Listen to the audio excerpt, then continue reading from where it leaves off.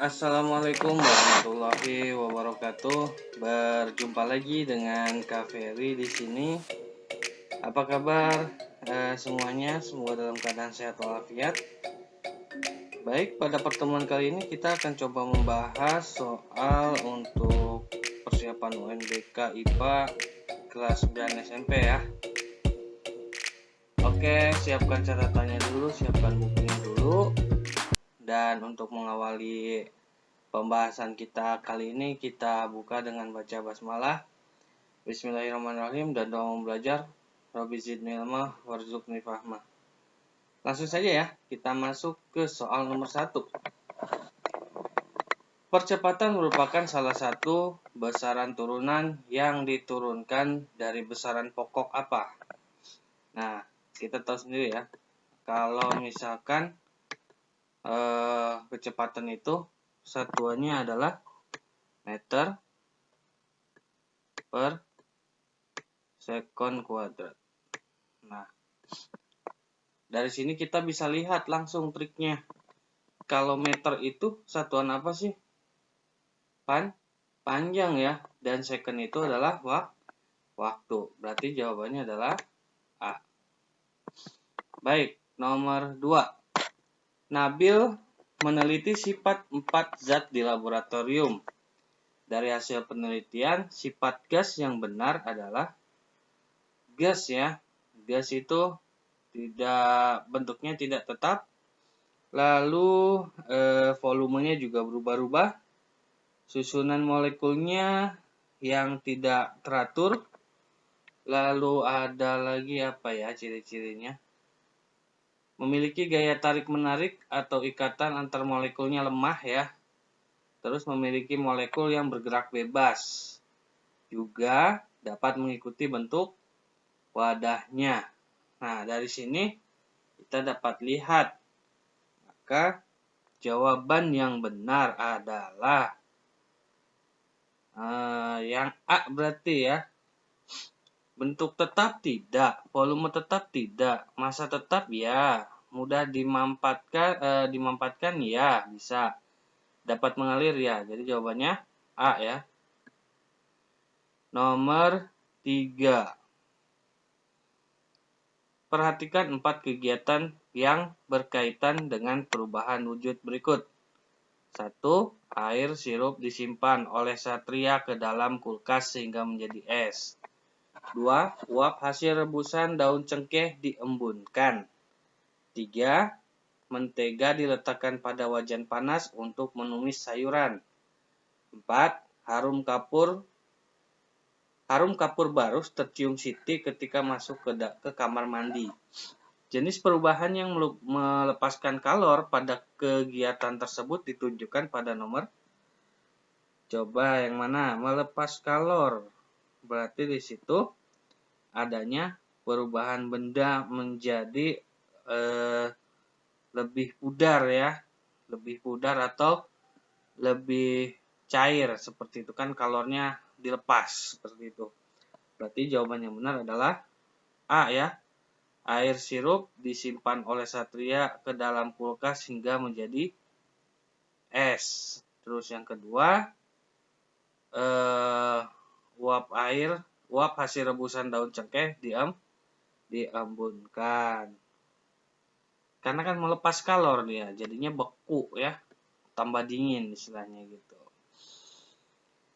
Baik, kita lanjut ke soal nomor 4.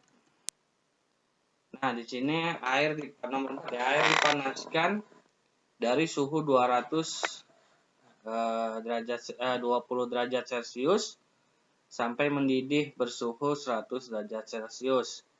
Perubahan suhu tersebut pada pengukuran dengan termometer Fahrenheit sama dengan Fahrenheit itu kan berarti 9/5 ditambah 32 ya. Baik, kita lihat rumusnya. Nah, di sini Fahrenheit itu adalah 9/5 dikali suhu ditambah 32. Tapi di sini kita harus lihat dulu. Pakainya suhu awal ya, T1. Kenapa? Karena dari 20 ke 100. Sehingga didapat T1 adalah perpindahannya atau konversinya dari Celsius ke Fahrenheit adalah 9/5 dikali 20 ditambah 32. Berarti dapatnya 36 ditambah 32 sama dengan 68. Ini untuk suhu awal. Lalu suhu akhirnya adalah kita tahu sendiri ya, 212 derajat Fahrenheit. Nah, ini biasanya udah pada hafal nih ya. Jadinya T2 dikurangi T1 adalah 212 dikurangi 68. Jawabannya C ya, 144. Gampang ya? Oke, kita lanjut lagi. Soal nomor 5. Nah, larutan yang bersifat asam ditunjukkan oleh nomor larutan asam ya. Awas, masih ingat nggak larutan asam? Nah, larutan asam itu biasanya warna indikatornya ya. Kalau lakmus merah tetap merah, kalau lakmus biru menjadi merah. Ingat, merah tetap merah, biru menjadi merah. Jadi jawabannya apa? D ya. Yang 2 dan 4. Nah, yang kedua merah jadi merah, biru jadi merah. Merah jadi merah, biru jadi merah. Oke, gampang ya. Merah tetap merah, biru menjadi merah. Jawabannya D ya. Sip. Lanjut soal nomor 6. Perubahan fisika ditunjukkan oleh angka berapa? Nah, kalau dilihat di sini, perubahan fisika itu kan perubahan yang tidak menghasilkan materi atau zat baru ya. Berarti dari kayu kering menjadi kursi dan meja, pagar besi yang berkarat, kertas digunting menjadi potongan-potongan kecil, buah dibiarkan berhari-hari menjadi busuk. Berarti udah kelihatan dong jawabannya. Betul, jawabannya adalah B ya. Sip. Oke. Kita lanjut soal nomor 6. 7 ya. Soal nomor 7. P, Q, dan R secara berturut-turut diidentifikasikan sebagai apa? Ini dia.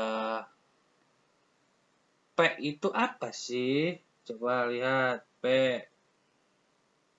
P ini biasanya yang di pinggiran paling luar. P, tahu P? Elektron, betul. Ini elektron ya. Ini elektron. Nah, lalu nomor 7. Nomor 7 apa? Yang Q. Q itu proton. Tuh, Q itu proton. Lalu yang R yang di tengah apa? Neutron ya. Netral atau neutron berarti N. Jawabannya berarti apa? Jawabannya adalah C. Betul sekali ya. Jawabannya C. Baik.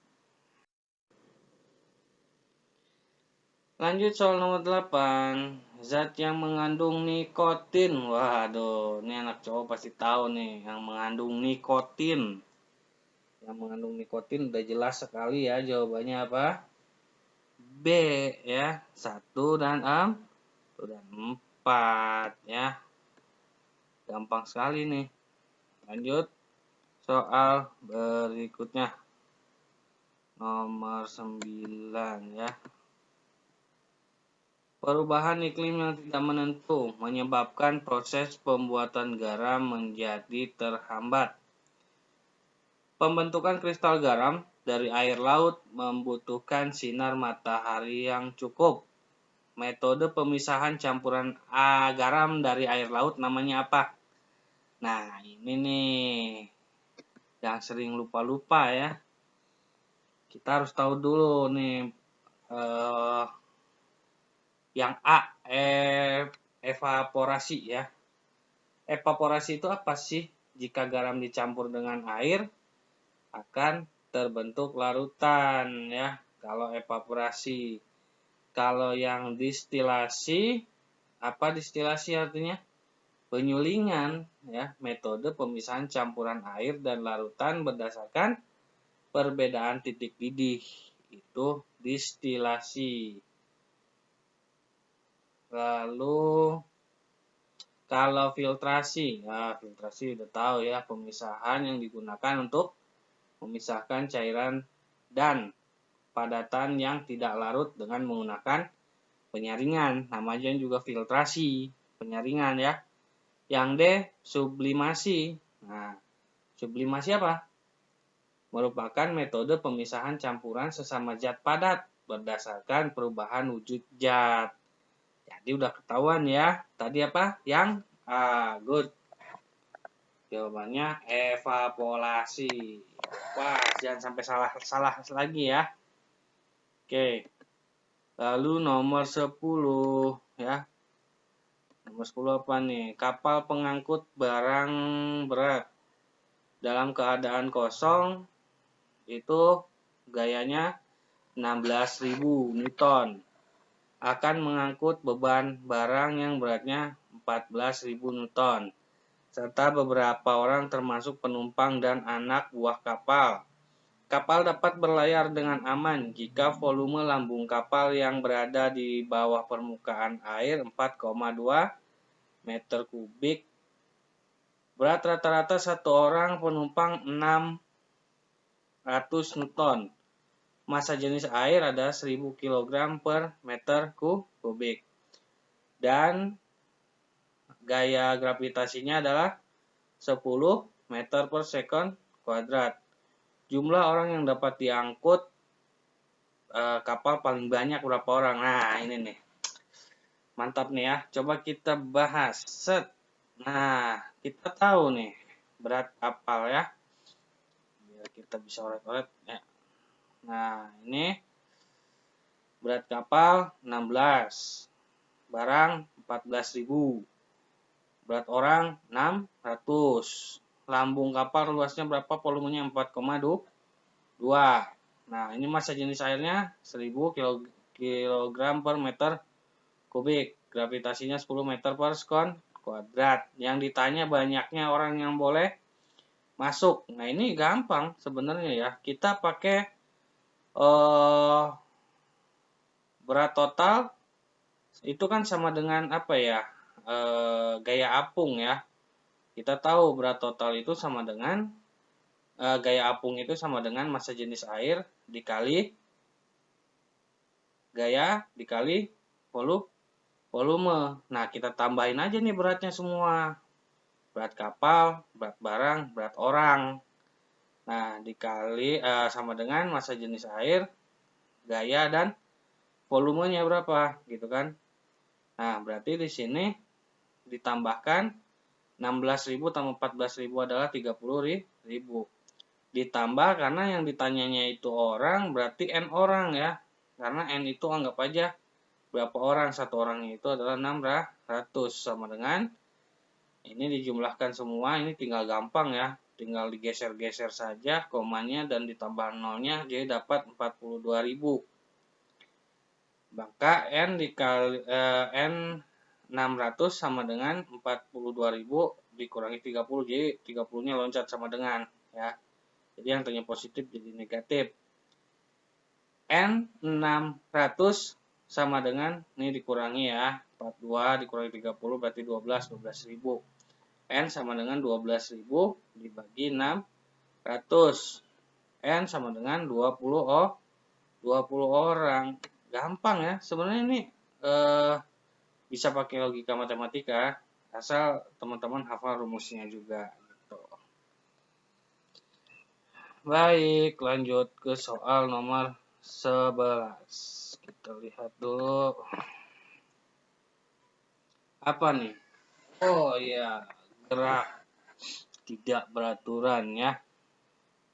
Nah, di sini ada mobil dari P ke Q, itu kecepatannya 0, dan yang ini kecepatan berikutnya adalah P ke Q, Q ke R, R ke S. Oh iya ya, siap. Berarti kita dapat ambil kesimpulan bahwa dari P ke Q ini kan mobil dari berhenti jadi jalan ya. Berhenti jadi jalan. Terus kalau udah jalan, kecepatannya beraturan gitu kan.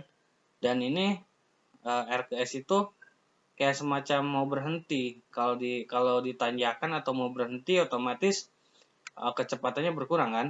Ya. Jadi adik-adik jangan kejebak dengan gambar ini ya. Nah, kita bisa lihat di sini.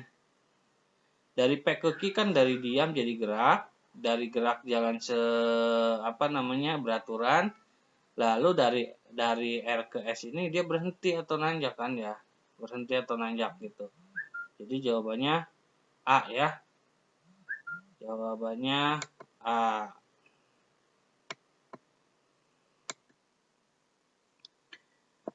Oke, jadi jawabannya A ya. Baik, kita lanjut soal berikutnya. Soal nomor 12. Nah, 4 buah benda yang masanya sama masing-masing sebesar 4 kg dikenai gaya seperti ditunjukkan pada gambar berikut. Nah, benda yang mengalami percepatan terbesar dan terkecil. Ingat, coba kita lihat yang nomor 12 ini. Masanya berapa? 4 kg kan? Nah, maka di sini rumusnya A sama dengan jumlah dari gaya dibagi massa. Coba kita lihat yang nomor 1. Ya, yang nomor 1 itu berarti 12 ditambah 20 dikurangi 16 ya. Karena dia yang 16-nya ke kanan sendiri dan yang 12 serta 20-nya adalah ke kiri, sama ya. Pokoknya kalau yang sama itu jumlahin aja, yang beda itu dikurangi. Udah konsep dasarnya gitu. Ya.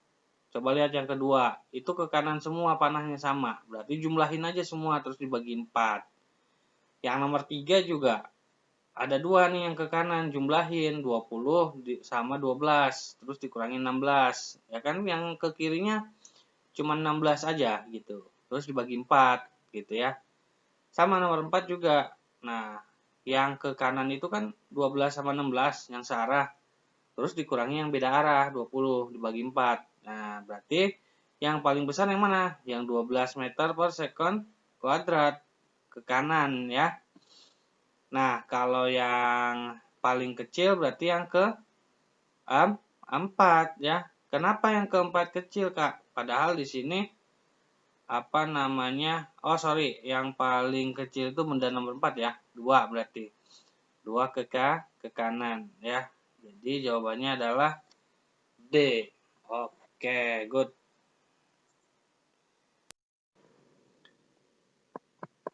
Baik, kita lanjut nomor 13. Budi memiliki gaya dorong maksimal 200 Newton. Kesulitan mendorong sebuah lemari seperti ditunjukkan pada gambar berikut. Karena gaya gesek antara lantai dengan lemari adalah 250 Newton. Jadi si Budi nih mau geser lemari nih, cuman tenaganya kurang karena dia cuma punya tenaga 200, sedangkan gaya gesek lantai 250 gitu.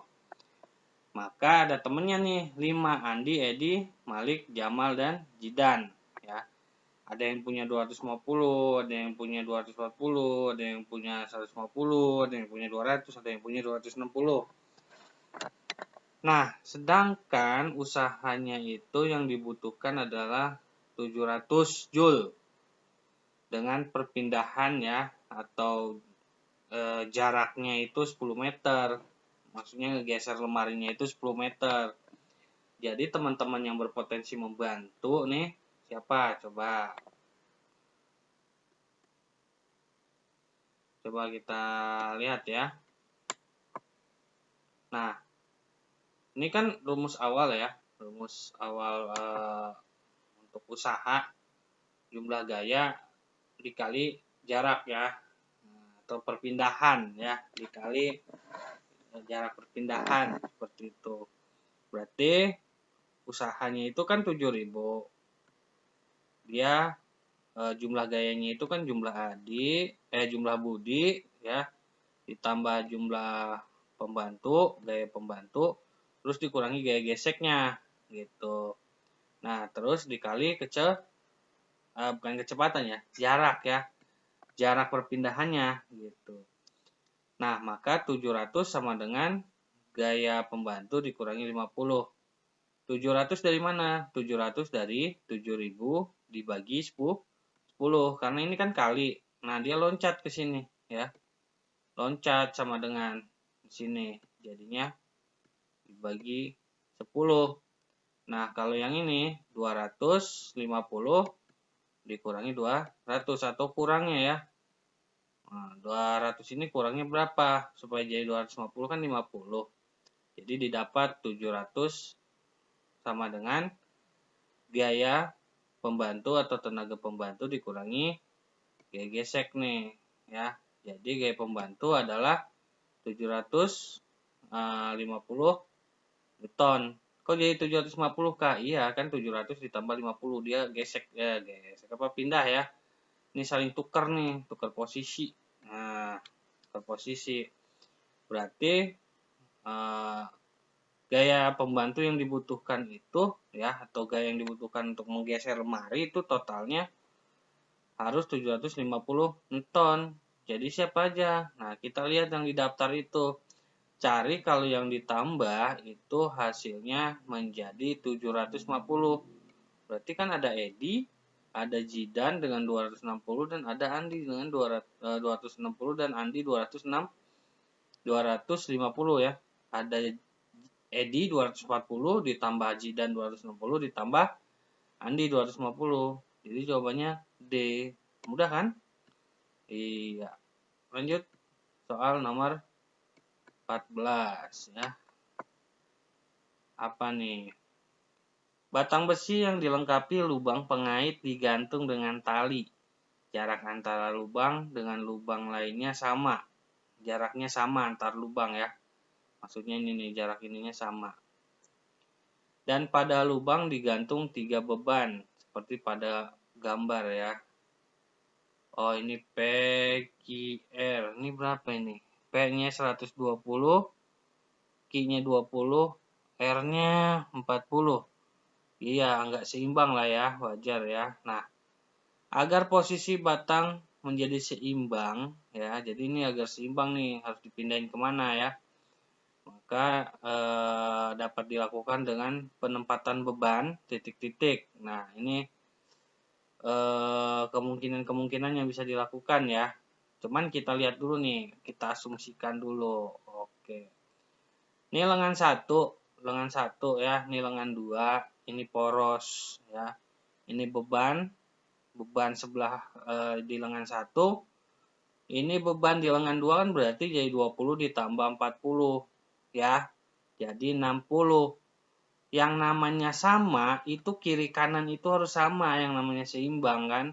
Maka kita harus balik lagi ke rumus dasar bahwa berat P dikali lengan 1 ya sama dengan jumlah berat Q dan R dikali lengan 2 karena dia ada di lengan 2 kan. Kita udah ketahuan nih berat P-nya itu 120 dikali lengan 1 dan berat di lengan 2 kalau kita total jadi 60 dikali lengan 2. Nah, kita bikin perbandingan aja atau kita sederhanakan lengan 1 dibanding lengan 2 atau lengan 1 dibagi lengan 2 adalah 60 per 120 ya. Kan perbandingan dia. Jadinya ini lengan satunya kita jadikan yang 60, lengan 2-nya kita jadikan yang 120. Maka didapat penyederhanaan sama-sama dibagi 30 jadi dapat 2 dan 4.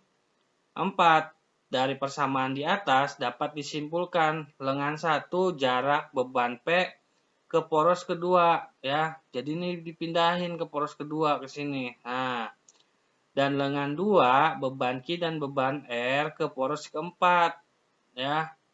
Ke poros keempat. Jadi beban P harus diletakkan di lubang ketiga. Ini 1 2 3 berarti di sini P-nya. Kenapa? Karena 5 dikurang 3 ya. 5 dikurang 3. gitu. Dan beban Q dan R itu diletakkan di lubang 9 semua nih. Kenapa? Karena 9 dikurangi 5 jadinya 4 gitu. Paham ya? Jadi logikanya itu 2 ini harus digeser berapa supaya jadi 5 gitu. Kan ininya di 5 nih. Gitu. Kan perbandingannya 2 banding 4.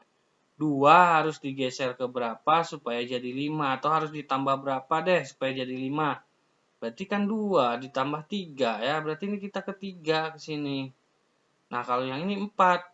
Nah, 4 ini ditambah berapa? Nah, supaya jadi 9. Kan 5, ya kan? Paham ya? Oke, jadi jawabannya C. Oke. Nah, ini 15 ciri-ciri planet dan nama planet pada tabel berikut adalah, coba dilihat dulu. Nah, sudah dibaca? Berarti yang paling masuk akal yang mana? Yang A ya. Kenapa yang A? Karena Venus itu dia suhu permukaannya sangat tinggi akibat efek rumah kaca. Gitu. Kalau yang Saturnus itu terlihat indah karena memiliki cincin yang tebal. Lanjut ke nomor 16 ya. Di sini perhatikan gambar, ada matahari, ada bumi, sebagian siang dan sebagian malam nih buminya ya. Hal yang terjadi pada kedua bagian bumi pada posisi tersebut adalah, nah, apa nih? Ini kayak semacam siang dan malam ya. Jadi gambar di atas itu adalah posisi belahan bumi bagian selatan miring ke arah matahari ya. Ini nih miring ke arah matahari. Dan bagian utara musim dingin karena matahari bersinar kurang dari 12 jam. Sama kan dia miring juga ya. Dan di bagian selatan mengalami musim panas karena matahari bersinar lebih dari 12 jam. Ya karena di posisinya miring begini. Jadi jawabannya apa? Jawabannya adalah, tadi kan kakak sudah bacain ya. Jadi jawabannya B ya. Good. Jadi jawabannya B. Sip. Kita lanjut ke soal nomor 17. Dua perahu masing-masing ditumpangi nelayan yang sedang melaut bersama. Mengalami gerak naik turun di atas gelombang laut sebanyak 8 kali dalam waktu 10 detik. Ketika kedua perahu berjarak 4 meter satu sama lain, keduanya berada di puncak-puncak gelombang yang diantaranya terdapat 2 lembah. Ya, ingat nih, 2 lembah dan 1 bukit. Berdasarkan ilustrasi tersebut, cepat rambat gelombangnya berapa? Aduh, gimana nih? Coba ya kita simulasikan.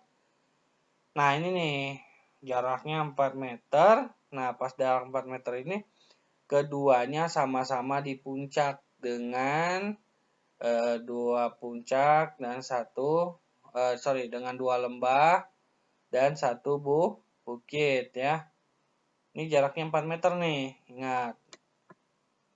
Nah, kita tahu ya, naik turunnya itu banyaknya kan 8 kali ya, 8 kali nih. Waktunya 10 detik ya. Jarak di antara keduanya 4 meter. Nah, berarti tiap gelombangnya berapa? 2 meter ya. Tiap masing-masingnya kan dibagi 2 ya, 2 meter. Yang ditanyakan apa? Cepat rambat nih ya. Maka frekuensi gelombangnya berapa gitu kan? Ini tinggal dibagi saja sih sebenarnya ya. Jadi 8 dibagi 10 gitu. Dapat 0,8 ya. Maka cepat rambat gelombang itu adalah yang tadi ya, jarak ini dikali frekuensi nih.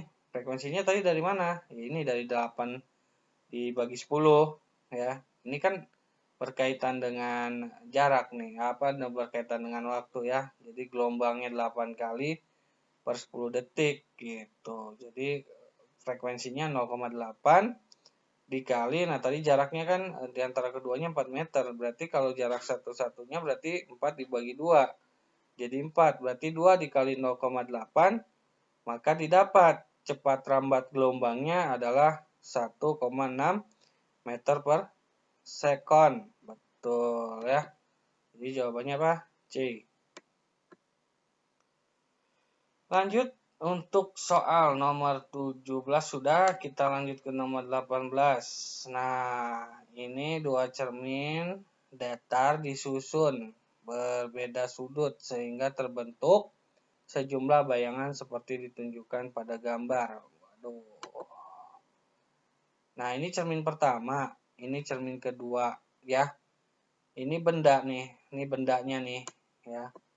Dan ini bayangan pertama di cermin 1, ini bayangan di cermin 2. Kan beda ya. Nah, jika sudut cermin diperkecil 15 derajat, jumlah bayangan yang terbentuk. Nah, ini aja awalnya ya. Tuh ada berapa bayangannya berarti? 1, 2, 3, 4, 5. Terus diperkecil ya, diperkecil 15 derajat. Berarti agak ke sini mungkin ya. Set. Kayak gitu kan, kalau ini ke sini 45 gitu kan. Nah, kalau diperkecil itu lebih kecil lagi gitu.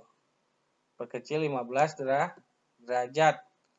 Maka dapatnya berapa? Seperti itu. Kita lihat. Nah ini kan pertama itu ada 5 buah ya. Nah, yang kedua berapa nih setelah diperkecil kan? Berarti kita belum tahu ya. Nah, yang ditanya adalah jumlah bayangan setelah diperkecil 15 nih.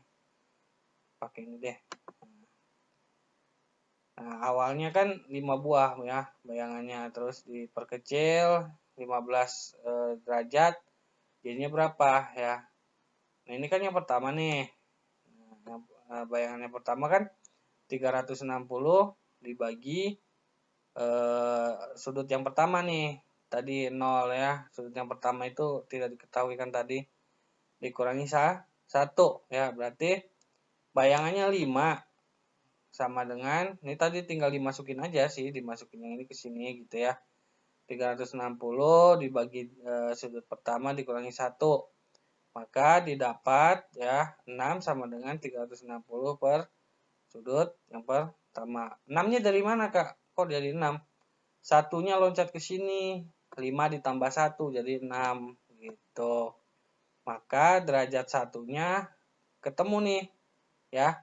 Ini kan tinggal dikali silang aja. Set ke sini. Jadinya 360 dibagi 6. Nah, ini sudut yang pertama nih, 60.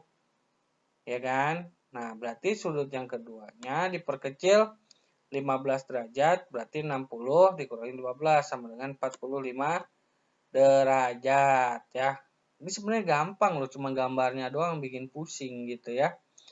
Jadi, jumlah bayangan kedua yang muncul setelah diperkecil ya tinggal dimasukkan saja pakai rumusnya yang ini tetap ya. 360 per, cuman ini pakainya pernya sudut yang kedua setelah diperkecil 15 derajat. Jadi sudut yang kedua itu kan 45. Jadi dikurangi 1 sama dengan, nah ini kan dibagi aja. Bagi dapat 8 ya kan. 8 dikurangi 1 dapat 7. Jadi bayangannya tuh 7 gitu. Paham ya? Paham dong. Kalau nggak paham, putar lagi videonya. Baik, lanjut ya. Sip. Kita ke soal nomor 19. Wih, apa nih? Ahmad dan Budi menderita cacat hipermetropi dan menggunakan kacamata dengan ukuran masing-masing plus 2,5 D dan plus 1 D. Perbandingan jarak baca mata Ahmad dan Budi jika mereka tidak menggunakan kacamata. Baik.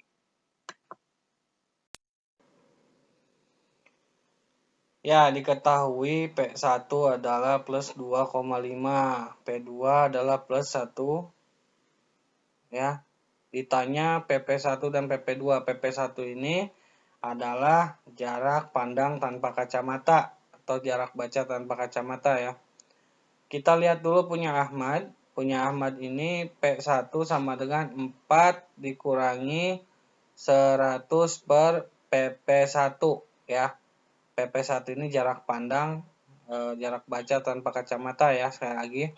Berarti P1 sama dengan 2,5 sama dengan 4 dikurangi 100 per PP1. Maka didapat 100 per PP1 sama dengan 4 dikurangi 2,5. Maka PP1, 100 per PP1 sama dengan 1,5. Jadi PP1 sama dengan 100 per 1,5 ya, kali silang begini. PP2-nya sama juga ya. P2-nya sama juga atau punya Budi juga sama. 1 sama dengan P dikurangi 100 per PP2 sama dengan 100 per ini PP2 ya, kan PP1, PP2 sama dengan 4 dikurangi 1. Maka 100 per PP2 sama dengan 3 karena 4 dikurangi 1 tadi ya. PP2 sama dengan 100 per 3. Nah, yang namanya perbandingan ya, berarti yang ini sama yang ini kita bandingkan ya, kita bandingkan. Berarti didapat 100 per 1,5 per 100 dibagi 3 per 5. Jadi kayak kali silang gitu loh kalau belajar pecahan nih. 100 ya kan per 1,5. Terus dikali. Kan kalau dibagi kan dikali, tapi dibalik. 3 per 100 gitu. Ini kan dicoret. Set. Set, coret ya. Maka dapat 3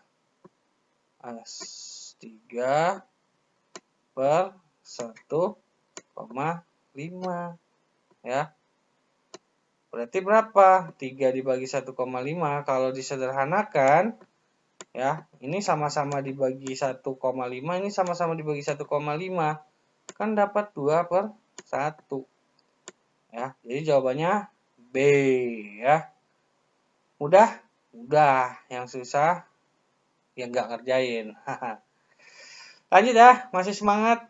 Ayo kita selesaikan dulu soal-soal fisikanya biar gampang nanti ke depannya nggak ada hitung-hitung lagi. Nomor 20. Nah, kita lihat di sini.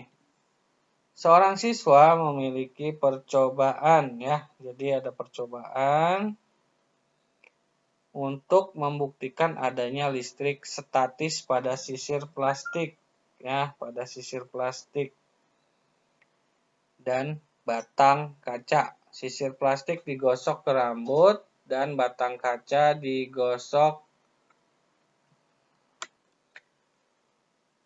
Sisir plastik digosokkan ke rambut dan batang kaca digosokkan ke kain sutra. Proses pemuatan listrik yang terjadi adalah, nah ini sering kita lakukan ya dulu ya.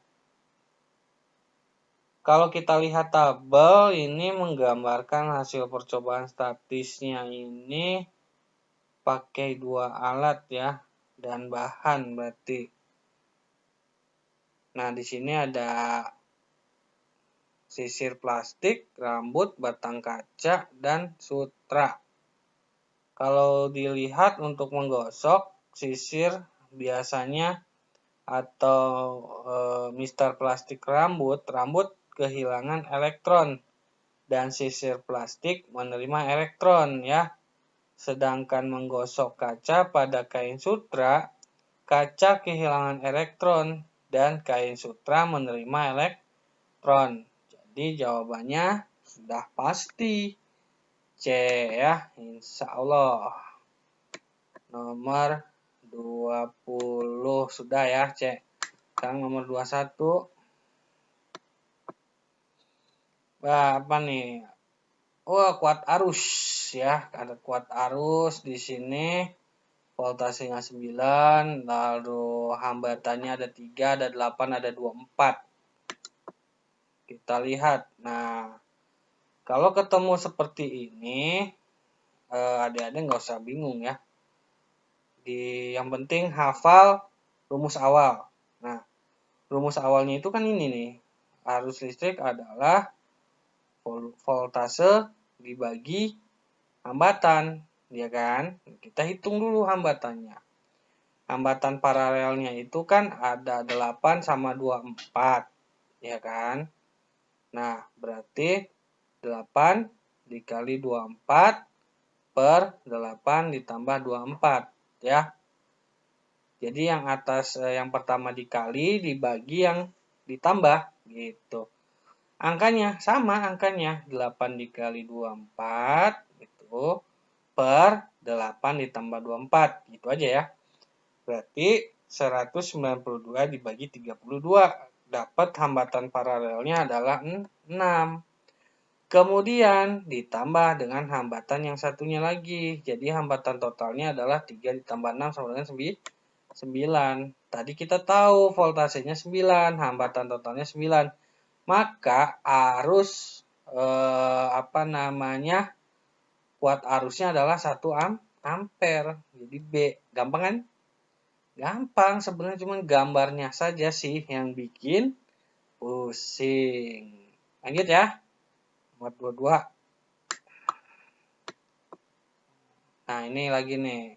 Sebuah setrika memiliki sertifikasi seperti gambar. Nah, ini 350 watt per 220 volt. Berapakah daya listrik yang diserap jika dihubungkan dengan pada tegangan 110 volt? Nah, ini pembahasannya. Diketahui dulu. Yang pertama adalah kuatnya itu 350. Lalu volt 1-nya 220, volt 2-nya 110. Yang ditanya watt yang kedua ya, atau tegangan yang kedua nih. Berarti jawab. Nah, ini sama aja kayak perbandingan. P2 dibagi P1 berbanding P2 dibagi P1. Hanya ini dikuadratkan. Ya, jadi P2 sama dengan volt 2 dibagi volt 1 dikuadratkan dikali P1. Kok P1-nya pindah, Kak? Karena yang ditanyanya P2, bukan P2 sama P1, tapi hanya P2. Otomatis P1-nya pindah dari bagi loncat sama dengan jadi kali, ya. Sehingga P2 sama dengan 110 per 220 dikali tadi P2-nya P1-nya berapa? 350 watt ya. 110 per 220 kita perkecil ya. Jadi 1/4 dikali 350 gitu. Dapatnya berapa? 87,5 watt. Jawabannya D, seperti itu.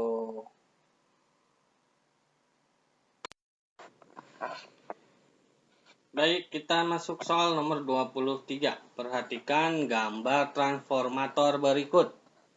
Nah, kita lihat di sini ya. Volume pertamanya 200. Ini lilitan pertama 800, lilitan kedua 200. Lalu ini hambatan dari lampunya 25. Pertanyaannya, kuat arus yang mengalir pada kumparan yang terhubung ke lampu. Ya, berarti kuat arus I berarti ya. Nah, di sini kita harus tahu dulu untuk rumus dasarnya kan kalau I itu ini ya. Voltase nih. Ini yang pertama. Lalu modifikasi rumusnya seperti ini. Berarti I harus kita nyari V keduanya dulu ya. Nah, untuk dapat V kedua, nah ini kan perbandingan ya. Berarti V pertama dibagi V kedua sama dengan atau gulungan pertama dibagi gulungan kedua. Ini voltase pertama kita dapat 200 per ini voltase kedua yang kita cari sama dengan 800 per 200. Maka didapat ini langsung bisa dibagi ya, jadi 4. Jadi 200 per voltase kedua sama dengan 4. Maka voltase kedua sama dengan 200 dibagi 4 dapat 50 volt ya. Nah, yang dicarikan kuat arus. Nah, berarti kuat arus sama dengan voltase yang kedua dibagi hambatan. Maka ini ya. Maka dapat 50 per 25 sama dengan 2 ampere. Jawabannya berarti 3. Good. Lanjut ke soal nomor 24. Nah, kita lihat di sini soal nomor 24. Nah, kita ada gambar di sini ciri-ciri makhluk hidup, ciri-ciri tumbuhan peka terhadap rangsangan dan beradaptasi secara urut ya. Kita bisa lihat di sini ada tumbuhan apa sih ini? Kecamba ya. Terus ini ada putri malu, ada kaktus, ini apa? Kalau yang ciri makhluk hidup tumbuh peka terhadap rangsangan dan beradaptasi secara berurutan ya. Kalau yang tumbuh ditunjukkan oleh gambar nomor 1 ya. Jadi dia dari kecil dia tumbuh ke dewasa gitu. Itu secara tumbuh ya. Lalu kalau peka rangsangan kita lihat di sini ada putri malu ya. Jadi dia kalau disentuh dia mengatup gitu. Dan kalau beradaptasi dengan lingkungan ini nomor 4 sepertinya ya.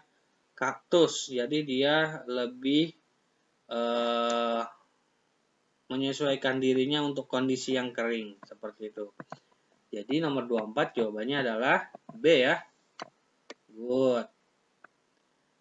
Lanjut soal nomor 25.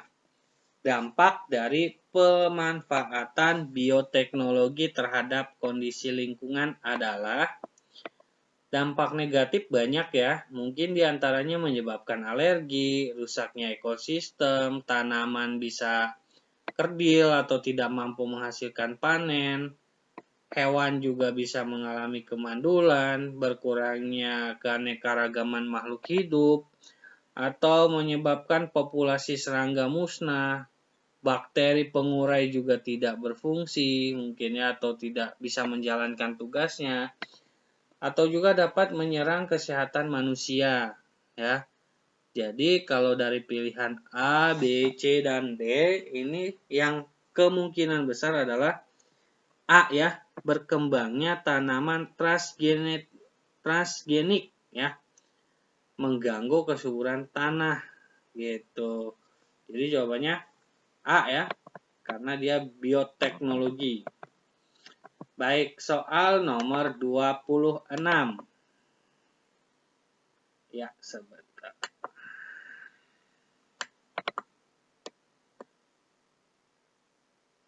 Nomor 25 tadi sudah ya, 2 kali ternyata.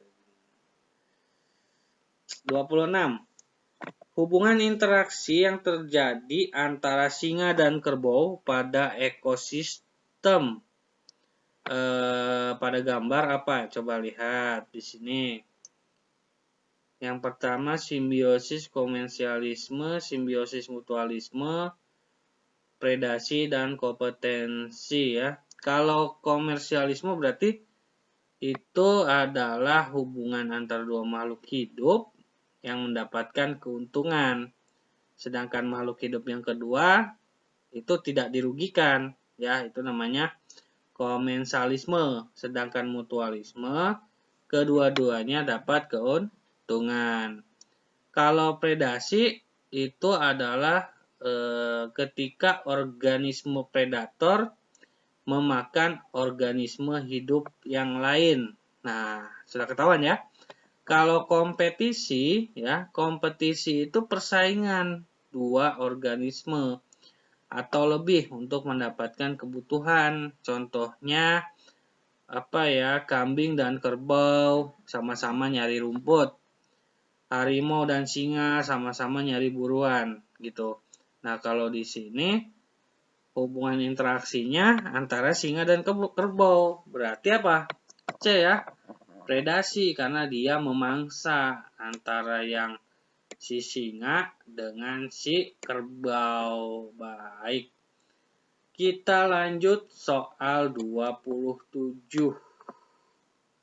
Petani menambah luas lahan pertaniannya dengan cara membuka lahan hutan di lereng gunung. Akibatnya ketika hujan mudah terjadi erosi. Untuk mengatasi, pemerintah melarang pembukaan lahan baru dan lahan yang sudah dibuka harus ditanami pohon menahun. Kelebihan dari usaha tersebut terhadap lingkungan adalah, nah berarti ini sama aja reboisasi ya. Berarti kelebihannya ini adalah dari usaha pemerintah ini, ya temperatur udara menjadi lebih sejuk. Ya, karena kalau peningkatan pendapatan petani nggak mungkin, malah nurun. Pemandangan indah, ya relatif ya. Kalau indah, mengurangi jumlah pekerja petani, ya sebenarnya petani bisa bercocok tanam yang lain. Tapi yang lebih pas adalah temperatur udara menjadi lebih sejuk. Good. Number 28. Sekelompok siswa melakukan percobaan tentang seleksi alam dengan menggunakan potongan kertas berwarna merah dan hijau. Potongan kertas tersebut disebar di rumput halaman sekolah. Kemudian siswa tersebut mengumpulkan kembali potongan-potongan tersebut dalam waktu yang telah ditentukan. Hasil percobaan menunjukkan bahwa rata-rata siswa mengumpulkan potongan kertas warna merah lebih banyak dibandingkan potongan kertas warna hijau. Jika kertas warna hijau dan merah sebagai hewan-hewan yang ada di padang rumput, serta siswa ini sebagai pemangsa, hewan yang berwarna hijau berjumlah lebih banyak dari yang merah. Jika kasus tersebut memodelkan proses seleksi alam, kesimpulan manakah yang tepat? Ya. Berarti ini kayak semacam ini ya, adaptasi gitu, menyesuaikan diri dengan warna rumput. Jadi kan kita lihat di sini ada kertas yang warna merah sama hijau. Nah, ini disebar di padang rumput yang hijau. Kalau dimisalkan kertas yang disebar adalah hewan-hewan, ya kan? Dan siswa mengambil ini sebagai pemangsa, maka kertas yang akan tersisa banyak itu adalah yang warna hijau. Kenapa? Karena hewan yang berwarna sama dengan lingkungan tidak terlihat oleh pemangsa atau predator gitu. Mungkin contohnya yang biasa di ini kan adalah bunglon ya dengan mimikrinya seperti itu. Jadi jawabannya B ya. Baik, kita lanjut ke soal 29 ya. Soal 29, apabila populasi ular di masing-masing ekosistem tersebut habis karena diburu, ekosistem yang lebih stabil, ya, jadi mana ekosistem yang lebih stabil beserta alasannya, ya. Berarti di sini kan yang ekosistem kebun itu ada tumbuhan, ada ulat, ada belalang, ada tikus, ada katak, ayam, musang, ular ya. Ekosistem sawah ada padi, belalang, kupu-kupu. Nah, ini apa nih? Serangga ya. Capung, katak, ular, tikus, dan burung. Nah, kalau dibandingkan keduanya ya, kalau ekosistem kebun itu adalah tikus, katak, ayam dimakan ular dan musang. Jadi ular bukan satu-satunya hewan yang berada di puncak rantai makanan, ya. Jadi ada dua nih, ada si ular, ada si musang. Ketika ular musnah, rantai makanan dapat berlangsung dengan stabil, ya. Karena apa? Karena perannya diambil oleh musang, gitu. Sedangkan pada ekosistem sawah, tikus, burung, dan katak dimakan ular. Jadi ular ada di puncak rantai makanan, ya. Jadi kalau ularnya tidak ada, ya otomatis tidak stabil karena tidak ada yang menggantikan peran ular. Jadi jawaban yang tepat mana? D, ya kan? Nah, good. Gampang ya logikanya ya. Lanjut soal nomor 30. Pada kapiler menghubungkan pembuluh vena dan pembuluh arteri yang sangat berperan menyalurkan darah ke jaringan tubuh. Bagaimana ciri dari pembuluh kapiler? Nah, pembuluh kapiler ini banyak ya ciri-cirinya ya. Cuman yang lebih umum adalah pembuluh darahnya berukuran kecil. Sebagai perpanjangan antara arteri dan vena. Lalu berdinding sangat tipis ya. Denyut dari kapiler ini tidak terasa biasanya dan tidak memiliki katup. Berfungsi sebagai penghubung, tadi seperti saya bilang, antara arteri dan vena. Dan kapiler langsung berhubungan dengan sel-sel darah, sel-sel tubuh. Dan juga pembuluh kapiler ini melalui kapiler, oksigen dan zat makanan berpindah dari darah ke dalam jaringan. Dan menghasilkan metabolisme berpindah dari jaringan ke dalam darah. Jadi kalau dilihat dari pilihan A, B, C, dan D, yang paling lengkap dan yang paling sesuai itu adalah yang A ya. Good. Nomor 31. Obat-obatan yang dikonsumsi dan masuk dalam sistem peredaran darah akan diurai atau didetoksifikasi di dalam organ apa? Sudah pasti di dalam hati ya. Jadi yang ngolah obat, yang masuk itu pada sel peredaran darah itu diurai di dalam hati. Lanjut soal nomor 32. Ini ada gambar reproduksi ya. Reproduksi wanita. Tempat terjadinya proses fertilisasi. Nah, fertilisasi itu kita lihat di sini nomor 1 apa itu? Nomor 1 tuba falopi ya. Nomor 2 uteral atau rahim.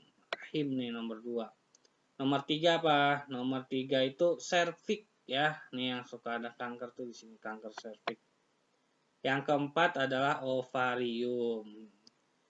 Setelah kita tahu apa saja bagian-bagian ini, maka dapat disimpulkan ya bahwa tempat proses fertilisasi ada pada A ya. Di mana? Di tubo falopi. Kita tahu tubo falopi itu adalah saluran yang membentang dari ujung kanan ke kiri yang memiliki fungsi seperti jalan ovum menuju rahim.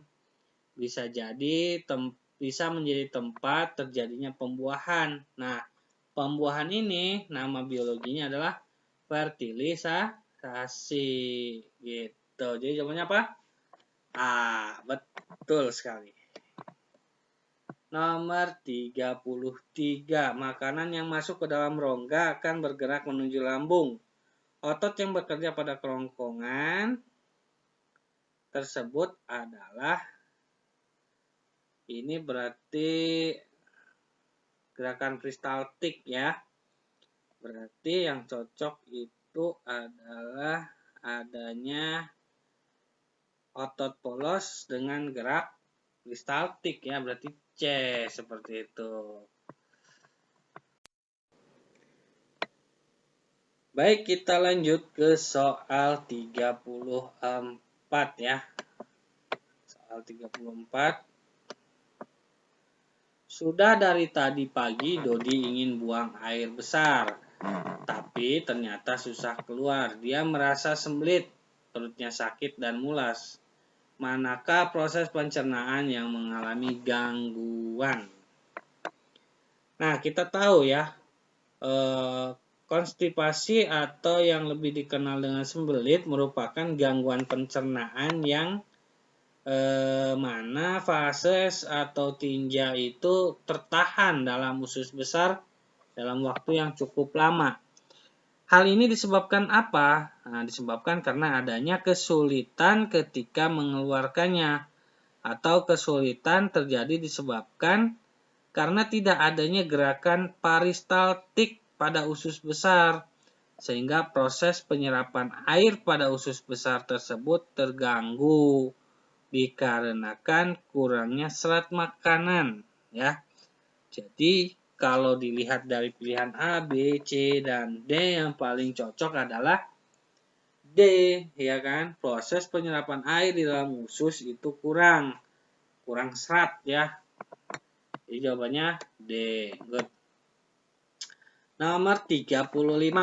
Perhatikan gambar percobaan berikut. Nah, ini percobaan, tujuan percobaannya apa? Ada selang, ember air, jirigen plastik, air keluar itu terdorong udara ya. Oh, berarti gambar ini adalah seorang yang meniup udara dari mulut yang disalurkan ke jirigen plastik ya. Ini yang sudah ada skalanya ya. Ini ada skalanya, ini ada ukurannya melalui selang jirigen plastik. Udara yang masuk ke bagian atas dirigen dan mendorong atau menekan air dari dirigen ke ember. Besarnya tekanan yang diberikan ke air tersebut tergantung pada jumlah udara yang dimasukkan ke jirigen. Jadi tujuan percobaan ini adalah untuk mengetahui apa? Ya, sudah pasti untuk mengetahui volume udara dalam paru gitu ya. Bisa dilihat dari mana sih? Ini kan ada ukurannya nih. Jadi setiap udara yang masuk, udara yang dikeluarkan, nah ini kita lihat airnya itu naik turun dia seperti itu. Baik, lanjut soal nomor 36 ya. 36. Perhatikan data hasil percobaan fotosintesis Ingenhousz berikut. Ada A, tempat teduh terkena matahari, lalu ada penambahan NaHCO3 menit ke-5, menit ke-10, terus rata-ratanya ya. Maka kesimpulannya di sini adalah, kita lihat, pelajari dulu. Percobaan fotosintesis ketika ditambah NaHCO3 dan diberi cahaya matahari langsung, jumlah gelembung oksigen yang dihasilkan paling banyak ya. Kita lihat tuh. Sampai 347 ya. Jadi kesimpulannya adalah hal ini menunjukkan bahwa peranan CO2 pada senyawa NaHCO3 dan intensitas cahaya dari cahaya matahari dapat menentukan atau berpengaruh terhadap hasil fotosintesis. Jadi jawabannya apa? B ya. Jawabannya B. Good. Kita lanjut soal nomor 37. Nah, di sini perhatikan gambar struktur sel dan jaringan serta fungsi jaringan pada tabel berikut ya. Di sini kita bisa lihat pasangan yang sesuai antara struktur sel, jaringan, dan fungsinya. Yang pertama ini adalah sel lurik ya, 1A nih. 1A sel lurik, berarti kalau 1B-nya ini adalah jaringan saraf.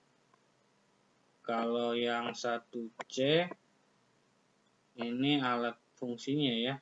Fungsinya itu sel otot ya. Berarti kalau kita lihat secara keseluruhan ya, berarti di sini yang paling cocok itu sel saraf ya, sel saraf berarti 4A sel saraf, lalu 1B ya. 1B ini jaringan saraf ya, berarti kan sel saraf nih, lalu berkembang jadi jaringan saraf dan jadi pengantar rangsangan, berarti 2C. Jadi jawabannya apa? Jawabannya D berarti. Jawabannya D ya. Awas, sel itu jadi jaringan dan jaringan itu mempunyai fungsi. Itu aja urutannya. Gampang ya, mudah ya. Lanjut ke soal 38. Nah, perhatikan percobaan, gambar percobaan berikut.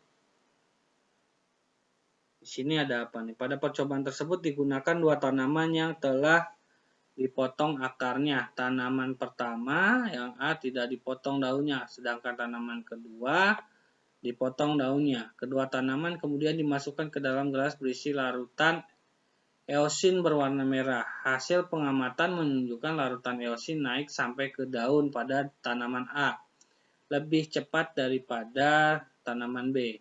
Faktor yang mempengaruhi peristiwa tersebut adalah, larutan erosi naik ke daun ya, yang A ini lebih cepat dari yang B. Hal ini dikarenakan apa? Adanya daya hisap daun akibat proses transpirasi air melalui lubang stomata pada daun. Jadi jawabannya betul ya, D ya. Sip. Ya, diketahui tanaman kedelai berbiji hitam berbatang tinggi itu H besar, T besar, T kecil. Tanaman kedelai berbiji kuning berbatang tinggi H kecil, T besar, T kecil. Ya. Jadi fenomnya atau fenotipnya H besar, T besar, T kecil. Memiliki gametnya berarti apa? Nah, ini kita bisa pecah ya, berarti H besar, T besar, dan H kecil, T kecil. Good.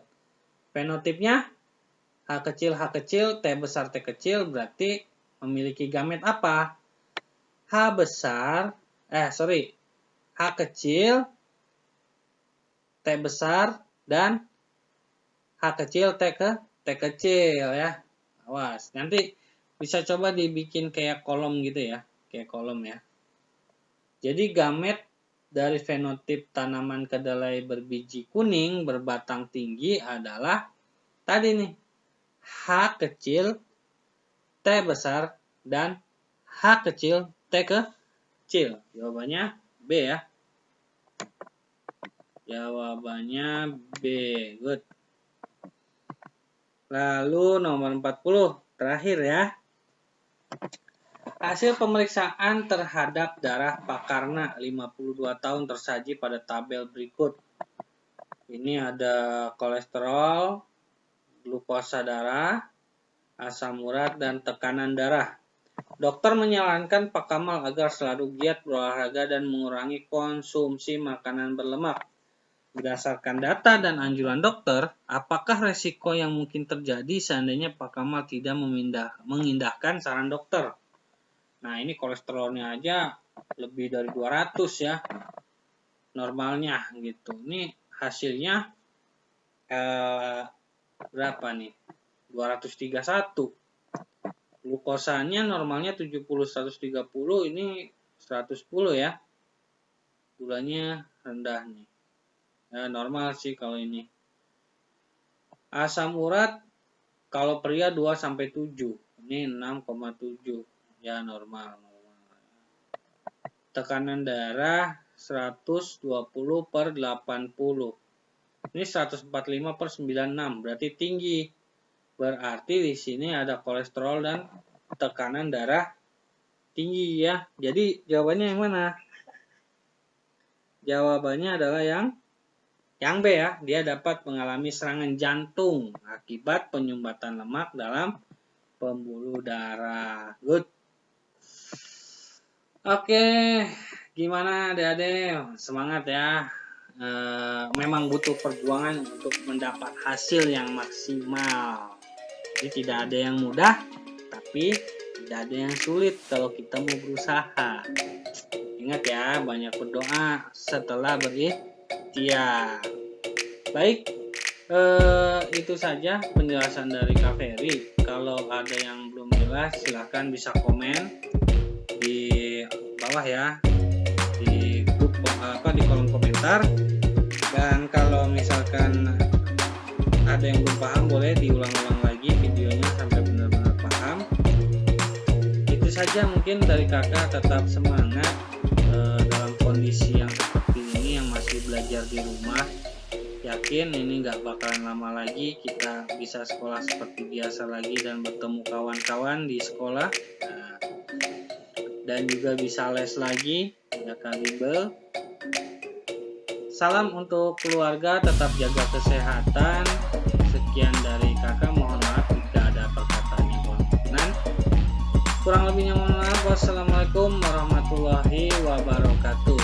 Kakak bimbingan belajar menjadi cerdas karena Allah. Bye bye.